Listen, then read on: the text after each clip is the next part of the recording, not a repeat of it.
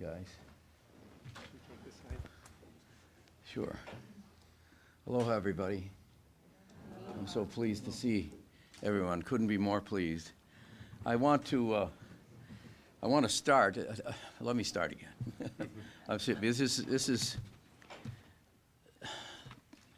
This is like an event, not just in my life, but certainly with respect to the University of Hawaii. I guess it's no news to anybody who has been associated with the university for the past more than half century, as I have, 55 years now. How much it means to me, how much the university means to me. You've heard me say more than once, I bleed green. And this today really is a marker in my life, and certainly in terms of my fidelity and loyalty to the University of Hawaii and to all it means to Hawaii. This is my little card carrying. I have my card from Sister Maureen Kelleher, who gave me the prayer of St. Francis when I first came into the legislature, to remind me that she was in charge and had a direct line to St. Francis. And it has my little talisman from Mahatma Gandhi that I got in India about what we need to do to address the question of the poorest among us and to try to establish a perspective for ourselves. It has my Auntie Pocky's not so much admonition, but reminder to us of what aloha is all about, expressed to us in the various meanings of aloha. And there's one that precedes all of it. And this is my card from October 1970, registration number 60 of Hawaii United Federation of College Teachers, the Hawaii chapter. This was my membership in the organization for the very first faculty union at the University of Hawaii 44 years ago. One of my colleagues was John Morton, right here. He said, don't remind me. You know, that was 44 years ago. I was a graduate teaching assistant, and I was asked to be on the board because I was trying to organize graduate teaching assistants to say that we had our contracts with the University of Hawaii and that those contracts guaranteed us collective bargaining rights. That's all we were after. Wasn't wages, it wasn't benefits. As a matter of fact, as many of you know, I mean, I've probably been a member of Kaiser Permanente longer than anybody else around now, going back to when Henry Kaiser used to go to the old Kaiser facility there where the Hawaii Prince is now. That was the Kaiser Hospital and pharmacy and everything else. And UH professors were part of that facility. The university has been connected to everything.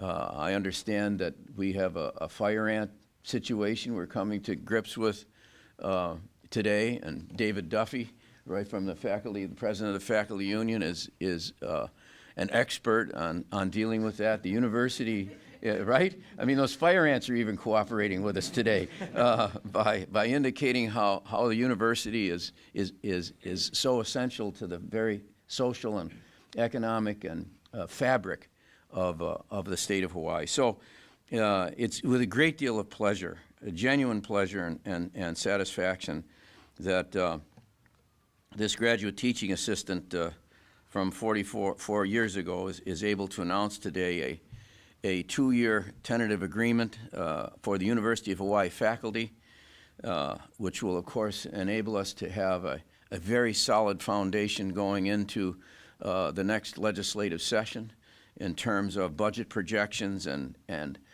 we believe to help keep tuition affordable.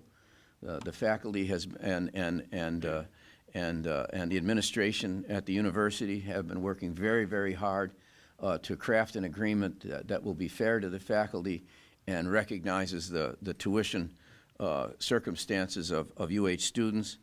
It's an unprecedented agreement in the fact that it's being concluded so far ahead of time. This is not going down to the wire and clashing and confrontation.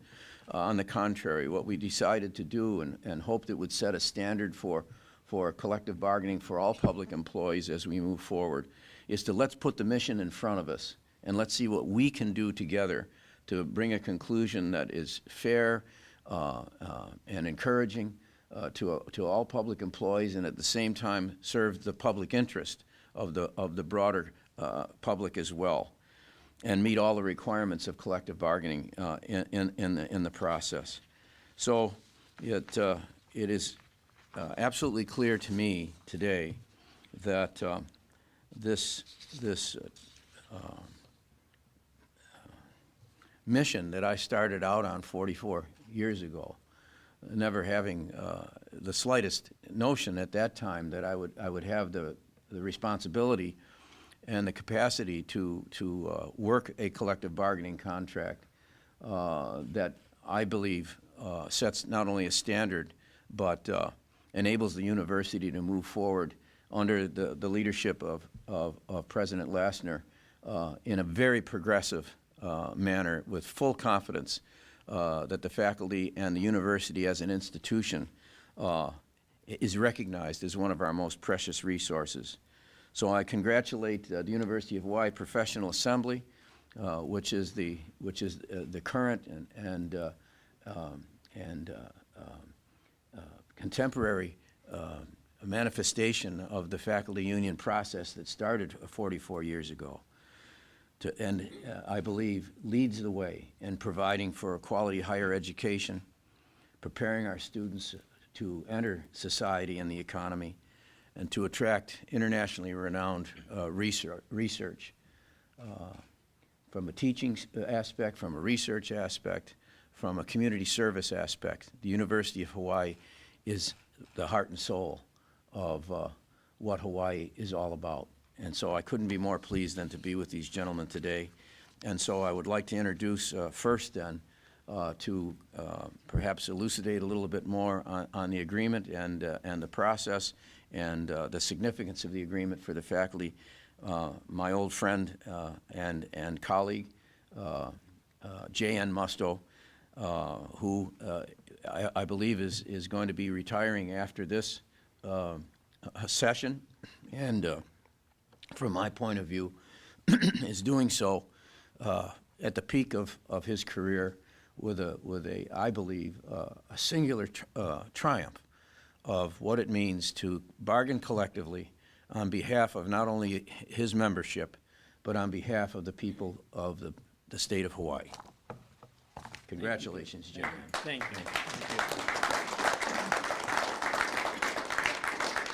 you. As you can see, all through the years, Governor Abercrombie and I have always seen eye to eye. In more ways than one. Exactly. I want to thank, first of all, David Lassner.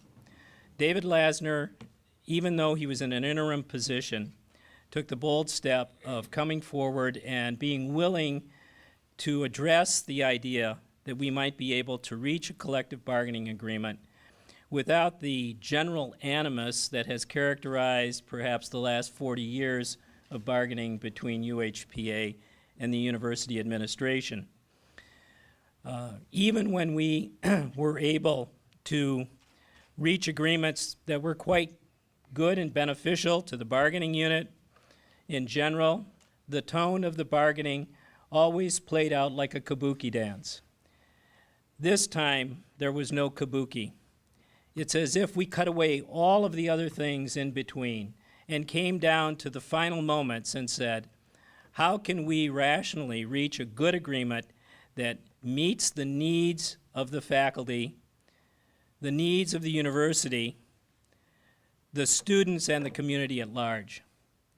And it's extraordinary, and it is not an over-exaggeration to say it's historic. Part of this comes as the end result of 40 years of UHPA representing the university faculty and having developed successively more mature agreements, so that we are at a place now where our collective bargaining agreement does not need to constantly be radically redone. And by the way, that applies probably to all of the other public sector unions in this town.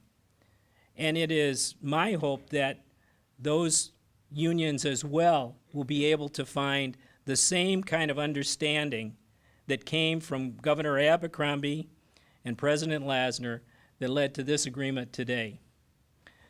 The financial settlement is, in a nutshell, a 4% across the board salary increase in the 2 years of FY16 and 17, plus some additions to our minimum salaries, including the establishment of a minimum salary set for faculty who are on 11-month appointments.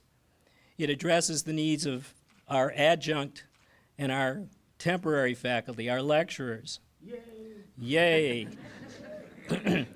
It is a very good agreement from that perspective, and there should be no doubt about it.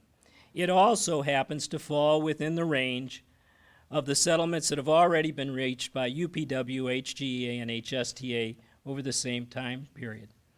But in addition to that, the university and UHPA have committed themselves to try and take action on some broader issues, and we've agreed to this within the context of our contract, to try and deal with the issues of workforce housing, child care, paid child care leave, and distance and online learning. All of these are critical, not just to the university, not just to faculty, but to the community at large.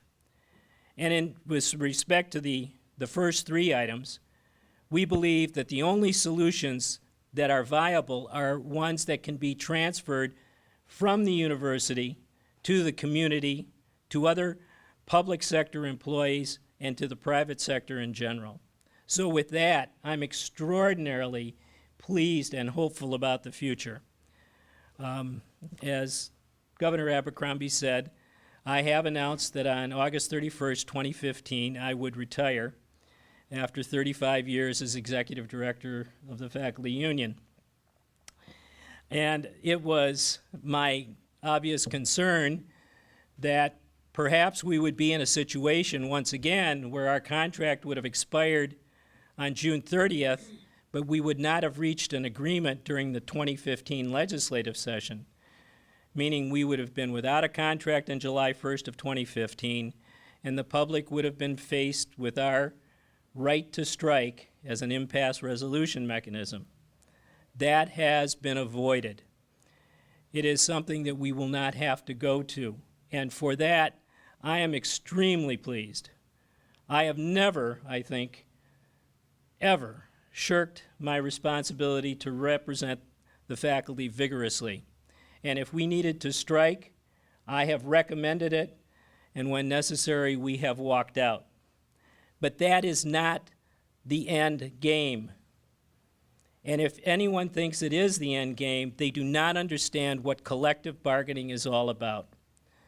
And in our state, I believe, as the Constitution and Chapter 89 state, what it represents is the modern way of decision-making that incorporates the administration and its employees in determining the conditions of their employment and service.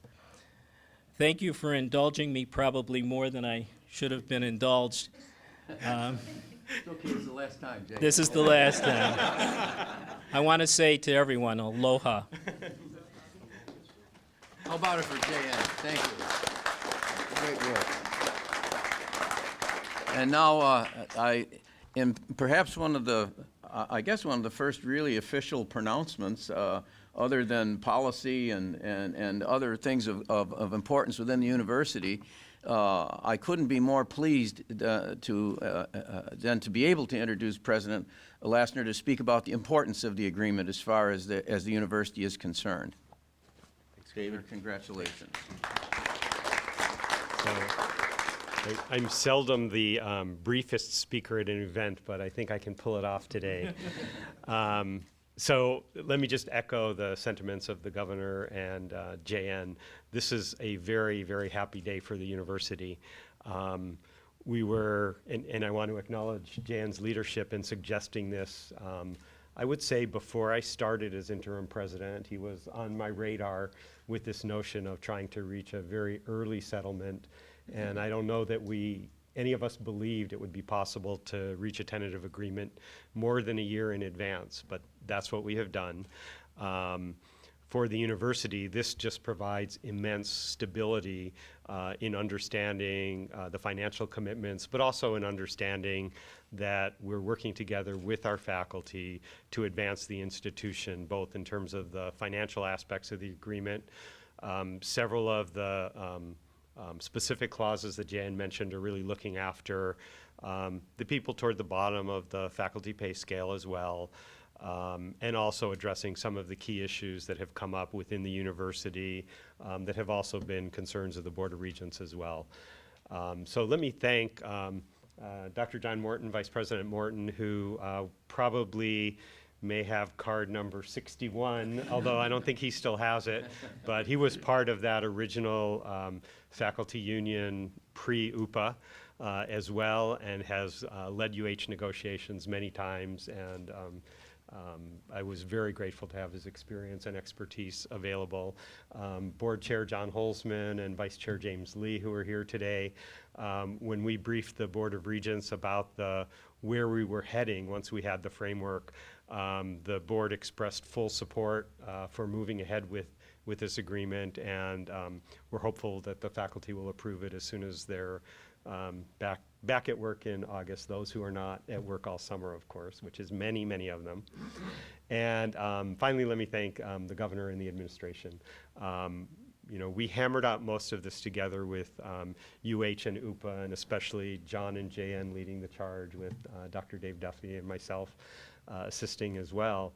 And when we brought this to the governor personally, his team financially vetted it, compared it to the other agreements, and we got a very prompt and favorable response, working through some issues.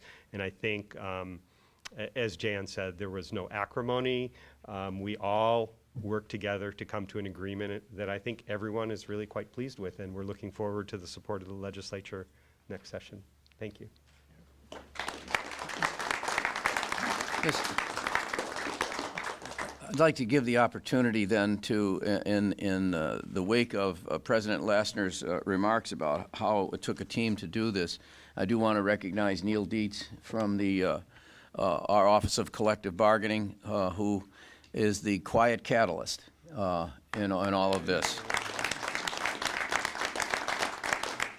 You know, just as with Turtle Bay settlement, for example, you have the Blake O'Sheros, who, on behalf of the administration, use their good offices and to try to help effectuate agreements. Neil Dietz is the key for me and the administration in terms of making the negotiations move as smoothly as possible and move in an atmosphere and in a context of cooperation and coordination. I'm very grateful.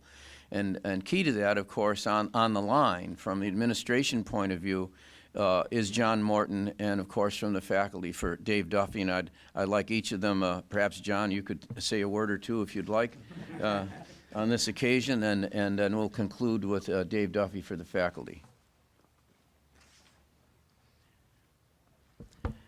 Thank you, Governor. As Jan mentioned, I've been involved in many of the bargaining sessions over the past 4 decades plus that I have been with the university. And indeed, many times they were acrimonious, no matter what the result. Getting there was not easy. In this case, I think we did build off of many decades of working together, understanding each other, understanding the issues on both sides of the table, that allowed us to reach this agreement. And as President Lassner said, having stability moving forward allows us to really focus on the good work that the university does for its students and for the community. And so I'm very pleased that we're able to be standing here in front of you 1 year before the current agreement expires. Thank you.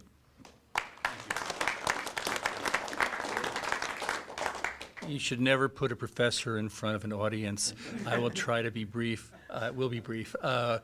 This was an amazing thing for me to participate in. I was in the last negotiation. It was two large groups of people facing each other across a table.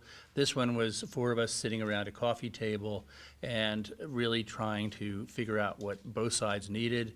I'm hoping that if I ever am involved in another one of these, it'll go that well. And then when we went to the governor with the initial agreement, it was sweetness and light.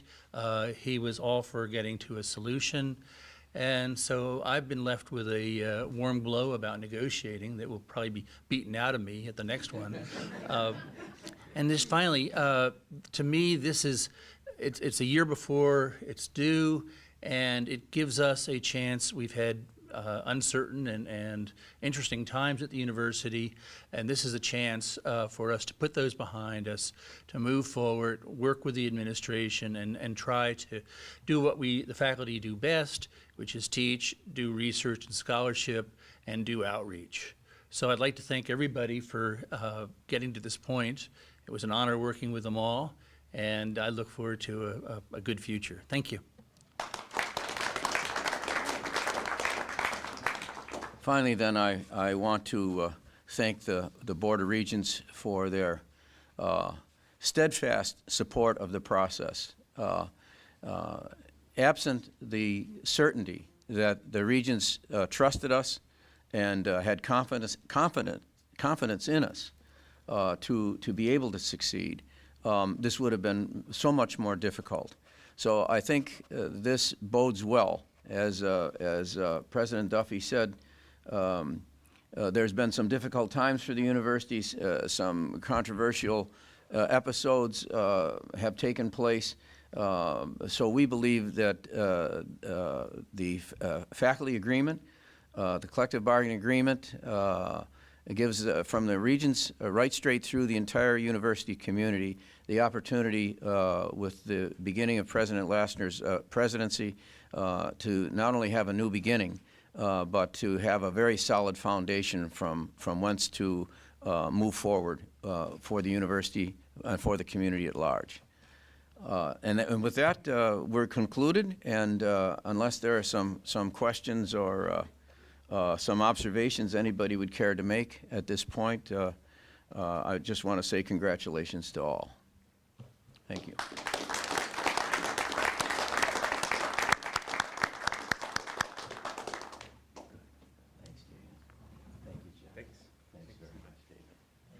Thanks, everybody. Can we Oh. ask you a question? What about the inevitable political criticism that will come of this agreement? Here you are making an unprecedented agreement a year before a contract is up, in a year when you are up for re-election. That shows what a good job I'm doing. But your critics might say it also shows you're essentially throwing a political bone to a union that has supported you for a long time when you might not be around to make that agreement in another year. Someone might say that, but I'll leave the agreement to speak for itself. I think that a commentary of that nature has to be seen for the politics that you mentioned. The agreement stands on its own. The agreement has to be ratified by the faculty. The faculty will make the judgment on the agreement. We put this together in good faith. That's what collective bargaining is all about, good faith. And I expect that this agreement made in good faith will be recognized as such by the faculty. Whether such commentary is worthy will be able to be judged by the faculty vote. I'm confident that the faculty vote will be overwhelmingly in favor of this agreement because it's in the best interest of everyone. If someone wants to bring politics up, let me put it this way. I believe the best politics is always good politics. If you do good things for good people in a good faith way, that speaks for itself. I believe the politics of this agreement will ring across the state as this is the way it should be done. We shouldn't have political confrontations based on private political agendas. You should put the good of the community first, the good of Hawaii first, the good of the university first. And this agreement will be judged on that basis, I believe, by the faculty. So all I ask is let the faculty vote, and you will get a verdict as to whether or not this was not only done in good faith, but this is an excellent agreement that benefits everyone. What's the projected price tag on this? I can answer that. Over the 2-year period, the increase is around $32 million. That covers all of the salary adjustments that are being made on the 4%.